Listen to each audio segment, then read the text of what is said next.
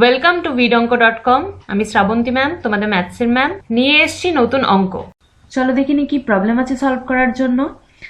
Sign theta plus cos theta equals to 1 হলে sign theta into cos theta এর মান নির্ণয় করো। Sign theta plus cos theta equals to 1 দেওয়া আছে।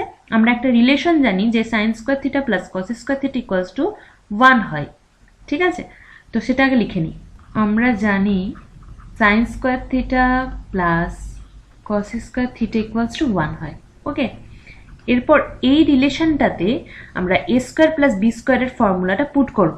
মানে কি হয়ে যাবে, A plus B the whole square minus 2ab, মানে sine theta plus cos theta the whole square minus 2 into sine theta into cos theta equals to 1।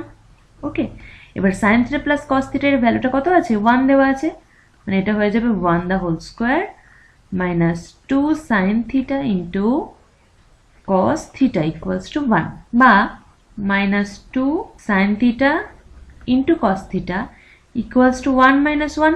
এই 1 square মানে 1 হয়ে যাবে, ওটা ডান দিকে গেলে মাইনাস 1 হয়ে যাবে, মানে এটা বেসিক্যালি 0 হয়ে যাবে। তাহলে minus 2 sin theta into cos theta equals to 0, বা sin theta into cos theta equals to 0ই আসবে। ওকে, তো এটা আমাদের আনসার। আমাদেরকে সাইন থিটা ইন্টু কস থিটার মান চেয়েছে, সেটা হয়ে যাবে 0। ভিড অঙ্কের সাথে যুক্ত থাকার জন্য অনেক ধন্যবাদ। এই ধরনের প্রবলেমের সলিউশন পেতে আমাদের ওয়েবসাইট অবশ্যই ফলো করতে থাকুন।